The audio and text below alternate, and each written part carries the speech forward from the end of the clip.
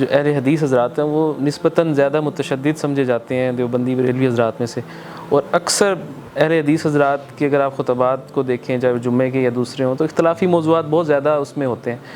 آپ کے منہ سے کبھی اس طرح کی باتیں نہیں سنی کہ یار ہاتھ یہاں باندھو، اونچی آمین کو یہ کرو وہ کرو، تو یہ کیسے؟ یعنی اہل حدیث ہونے کے باوجود میرے حضرت شعیب علیہ السلام کی بات اکثر رہتی تھی کہ ان نرید الا الاصلاح،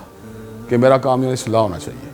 تو میں نے اصلاحی رویہ جو ہے نا اس کو ہمیشہ اپنے پسے یعنی اپنے ذہن میں رکھا۔ تو یہ جو آپ نے قرآن مجید کا بتایا کچھ مہینوں میں آپ نے پہلے کچھ پارے کیے، پھر تو یہ ٹوٹل ڈیوریشن اگر کیلکولیٹ کریں تو کتنے عرصے میں قرآن؟ سال سے تقریباً لگ بھگ بن جائے گی، کم بلکہ کم بنے گی اس سے بھی،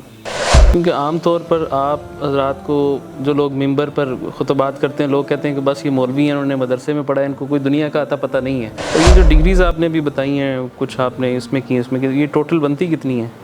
یہ دیکھیں جی میں نے لٹریچر میں کی، English literature, Arabic, Islamic studies, پھر جرنلزم میں کی، پھر اس کے بعد میں نے کی اس میں سائیکالوجی میں MS سی کی میں نے، اس کے بعد پھر میں نے BSc انجینئرنگ میری پہلے تھی، پھر MSc سافٹ ویئر، پھر MBA MIS کیا میں نے پھر اس میں MPhil کیا اسلامک اسٹڈیز میں سرگودا یونیورسٹی سے، پھر PhD میں ایڈمیشن لے لیا میں نے پنجاب یونیورسٹی کے اندر، اس سے کورس ورک میں میری پہلی پوزیشن تھی میری پورے پنجاب یونیورسٹی میں۔ اب اس کا تھیسس جو ہے نا وہ کسی وقت بھی 2 4 5 ماہ میں انشاءاللہ سبمٹ کر کے یہ بھی ڈاکٹریٹ کی ڈگری مکمل ہو جائے گی۔ تو کبھی کبھی مغالطہ سا لگ جاتا ہے کہ کتنی ڈگریاں ہو گئی۔ اچھا، آپ کی کچھ عرصہ پہلے مفتی طارق مسعود صاحب سے بھی ملاقات ہوئی، وہ آپ کے یہاں تشریف لائے تھے، اس کا کچھ احوال بتائیں کہ وہ ملاقات کیوں ہوئی، کیسے ہوئی، کیا باتیں ہوئیں؟ لیکن آپ کے اوپر سب سے زیادہ الزام یہ عائد کیا جاتا ہے جی کہ آپ بہت زیادہ جوشیلی اور اس طرح کی گفتگو کر رہے ہوتے ہیں کہ بعض اوقات لوگ سنتے نہیں ہیں لیکن ان کو لگ رہا ہوتا ہے کہ یہ بہت ہی جذباتی گفتگو کر رہے ہیں، اس کی کیا وجہ ہے؟ جہاں تک تعلق ہے سیرت نبی شریف کا، جہاں تک تعلق ہے فضائل صحابہ کا، جہاں تک حرمت رسول کا، ختم نبوت کا،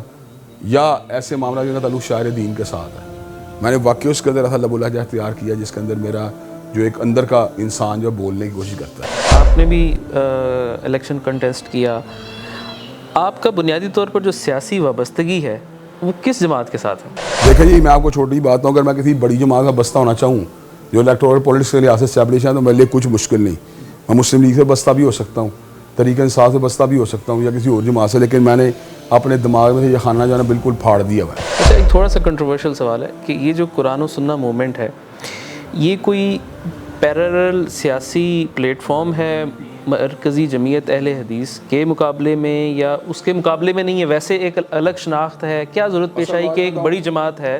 جو ساجد میر صاحب کی ہے، اب اس کے اندر رہ کے آپ نے جد و جہد کیوں نہیں کی، الگ سے اس میں کیوں گئے؟ اصل بات ہے ان کا جو ٹلٹ ہے وہ مسلم لیگ کی طرف آ گیا، میں نے وہ اپنے پہلے مائنڈ بتا دیا کہ میں ان جماعتوں سے جو ہے کوئی توقعات نہیں کرتا۔ آپ خود انجینئر ہیں اور ایک اور انجینئر بھی ہیں، یہ دونوں انجینئر ایک دوسرے کے خلاف کیوں چلے گئے؟ کچھ ایسے حدود ہوتی ہیں جہاں پہ کمپرومائز کرنا ممکن نہیں ہوتا، جس طرح ختم نبوت اور حرمت رسول صلی اللہ علیہ وسلم آپ کمپرومائز نہیں کر سکتے، اسی طرح ان دو ایشوز کے بعد صحابہ کرام کی نموز کے اوپر کمپرومائز کرنا بھی ممکن نہیں۔ تو کیا وجہ ہے کہ اتنی زیادہ کھل کر سوشل میڈیا پر وہ ان ہستیوں کے خلاف گفتگو کرتے ہیں کہ اگر شاید کوئی عام آدمی یا کوئی اور مولوی یا کوئی اور کرے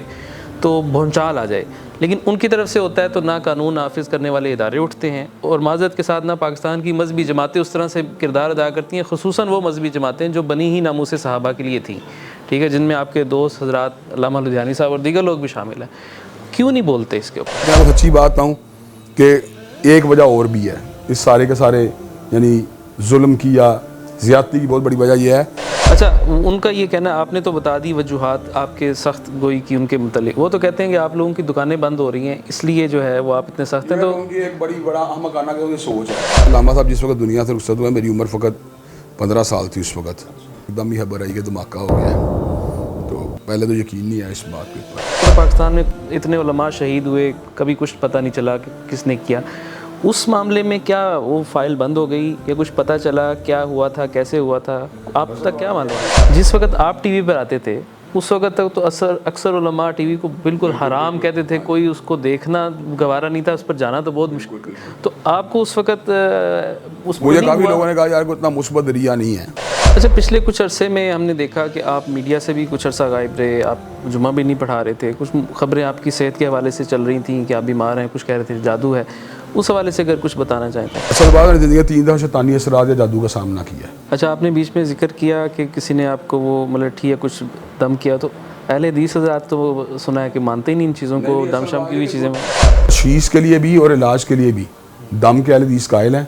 اور تعویذات کے اوپر جو ہے نا اس سے وہ اعراض کرنے کی کوشش کرتے ہیں اور دم سے بچنے کو بہتر سمجھتے ہیں. پچھلے کچھ عرصے میں بہت ساری کنٹروورسیز میں آپ کا نام آیا. وہ ایک واقعہ ہوا تھا جس میں آپ گئے، آپ نے باہمی تصفیے، جس طرح آپ نے کہا کہ آپ تصفیے کرواتے ہیں، اس میں کہا کہ نہیں جی یہ تو لوگوں کو جو ہے وہ اگر کوئی عام آدمی یہ کام کرے تو یہ لوگ چپ رہتے ہیں، اور اگر کوئی مولوی کرے تو یہ اس کو بچانے کے لیے پہنچ جاتے ہیں. پہلی بات ہے ہمارے معاشرے میں جہاں بھی زیادتی کے واقعات ہوئے ہیں ہمیشہ ان کے خلاف میں نے آواز اٹھائی ہے، لیکن ایک بات طے شدہ بات ہے کہ زیادتی کے ہر واقعے کے ملزم کو مجرم قرار دینا جو ہے نا یہ قطعیت سے اسلام کے اندر اسی گنجائش موجود نہیں. دونوں احتمالات موجود ہوتے ہیں کہ ملزم مجرم بھی ہو سکتا ہے اور بے گناہ بھی ہو سکتا ہے. روش تو ہیں ہم بھی جوانوں کی ترقی سے، مگر لب ہندا سے نکل جاتی ہے فریاد بھی ساتھ. کہ ہم اس موقع کے اوپر یہ سوچتے ہیں کہ ہم سمجھتے تھے کہ لائے گی فراغت تعلیم، کیا خبر تھی کہ چلائے گا الہاد بھی ساتھ.